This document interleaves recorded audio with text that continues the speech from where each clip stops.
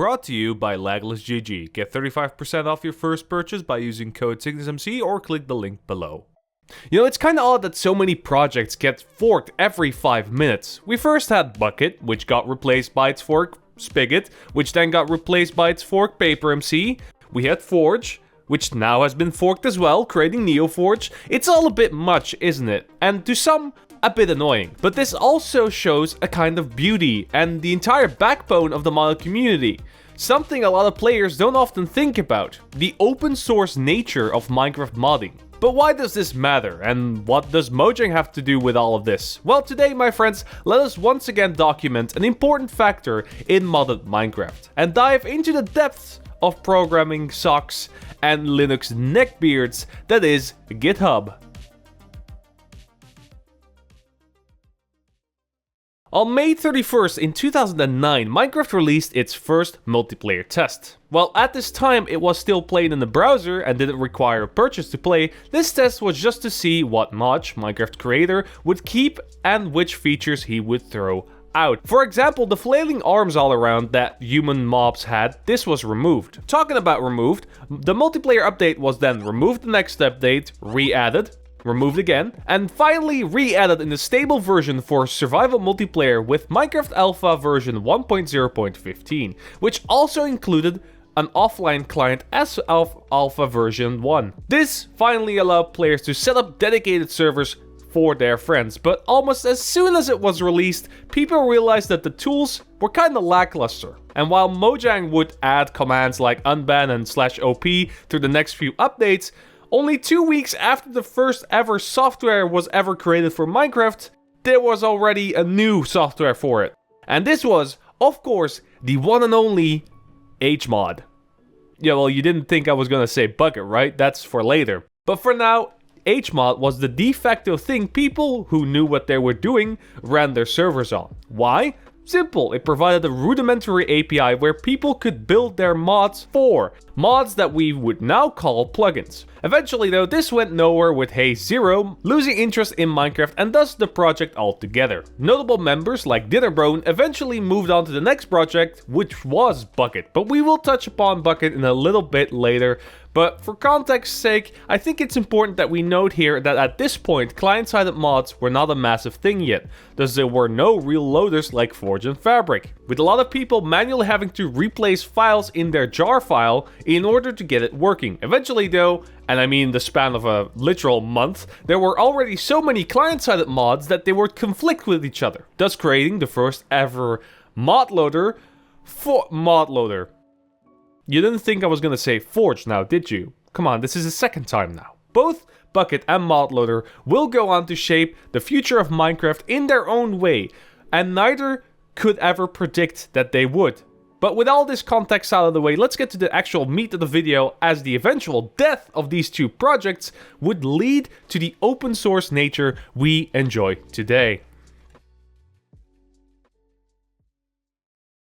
With the discontinuation of HMod, a lot of members from that project took what they learned and started a new one. With the name a lot of people know now as the biggest blunder by Mojang, Bukkit. Now Bukkit provided nothing new on the surface compared to HMod, but its API was much more robust and expanded upon. Projects originally created for HMod, like the first ever anti-griefing tool LlamaCraft, was eventually replaced with the much more familiar WorldGuard and other projects like WorldEdit.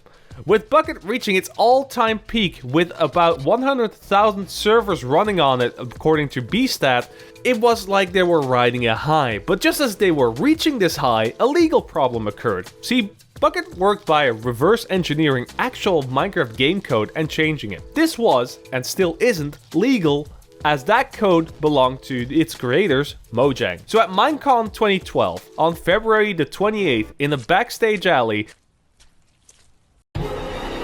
the announcement was made that a few of the Bukkit team had joined Mojang to continue its development of its own server software, with Evil Seth remaining as a project lead to continue Bukkit as Mojang owned the entity now. Now that last part wasn't clearly communicated anywhere, and while most people knew that they were working indirectly for Mojang to keep everything legal, most kinda assumed, well, this was an open source project on GitHub. Why would Mojang have anything to do with it? Their code was by extension open source as well, right? However, when the original EULA change in 2024 caused a ruckus for being too strict, and yes, that's very ironic, considering the circumstances we find ourselves today. Now with Notch going as far as to directly call out people who make a living of hosting servers, Evil Seth had enough and cancelled the project.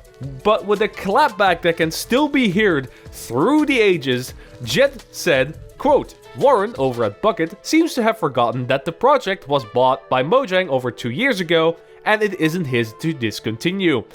End quote. This came as a shock to everyone involved, with eventually one person DMCAing Bukkit directly to remove thousands of lines of code from a project. Essentially, they bricked it. But with Bukkit dying and its successor trying to find a way around it, with Spiggot eventually cracking the code, let's zoom over to the other side of the pond, the modding community, which had its own scuffle the year before. In fact, there was a war raging on with ModLoader, which was owned by a person named Rizugami. Mostly created to support his own mods, Rizugami's ModLoader essentially was the first crack to the difficult task of getting everybody's mods to kinda cooperate with each other on a unified platform, with one of the main benefits being that the ModLoader itself was stable. With Rizugami barely doing updates, you only had to worry about the ModLoader itself and not with all the code changes happening with Minecraft underneath. And under this project, a little known software known as Forge ModLoader also came into being, though at this point it was little more than a compatibility layer you had to write for that was loaded under the ModLoader itself. And with this system in place, the modding scene kind of flourished in its first golden age, with thousands of new projects flooding CurseForge, then named Curse. The issue came when a very popular mod pack called Feed the Beast came in. See, I've had a lot of talks with a lot of developers over the years about Rizugami and his ModLoader,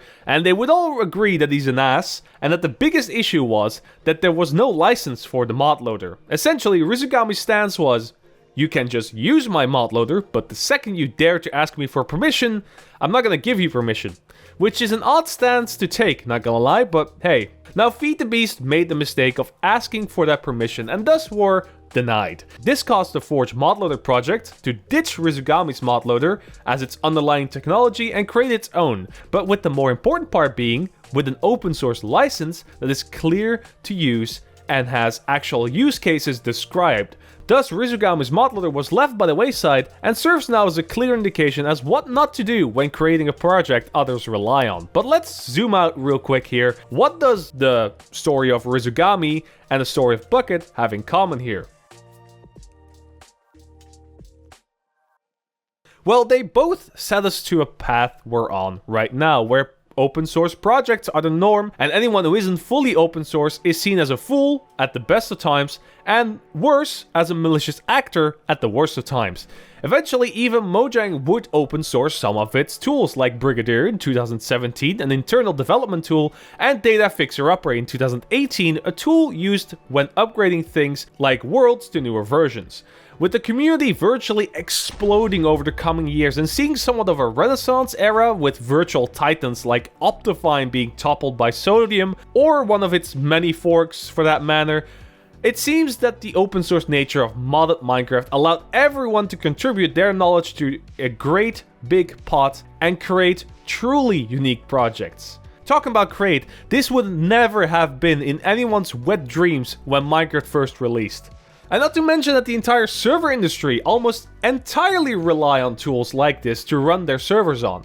These servers use a project like PaperMC or Fabric, run it on a Linux-based distribution, and then run Pterodactyl to split up their servers. They run mods and plugins they download from Moderant, which is also an open source website, and on each and every step of this process, you are interacting, downloading, or using a piece of software written, in some cases for free, for you to use for free. This is also the reason why, personally, paid mods and plugins leave a sour taste in my mouth and in other people's mouth for that matter. Developers should be compensated if they wish to be compensated. End of. But by charging money for your project that runs on a mod loader or server software that was created for free and is usable for free, that will inevitably come off as somewhat taking advantage of a free software to make a buck. But that's another discussion entirely. Let's end this video off on a positive note, shall we? In his 2024 talk about open source and its important factor to the community, Sam Bishop gave the definition to open source Minecraft as a whole.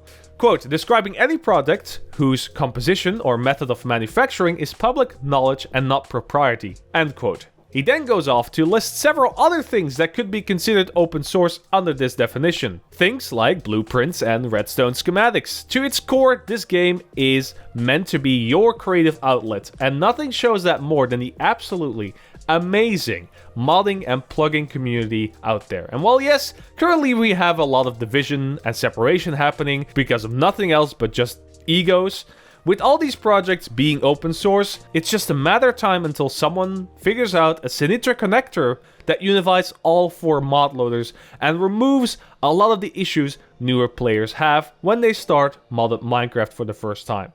Or we can just have the meme happen where there's a new standard. Again. But for now, I was Lunar, you were very awesome, and I will see you in the next one. Bye-bye.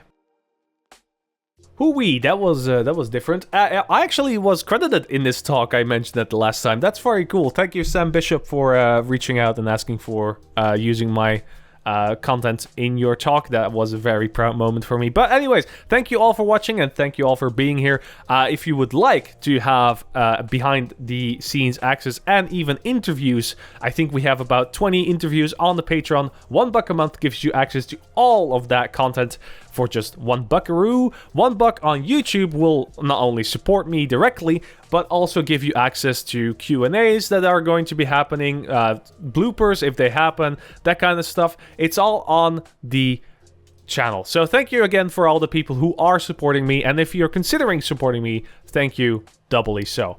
And with that, I'm gonna leave it now because I think I need to go to work. Bye-bye.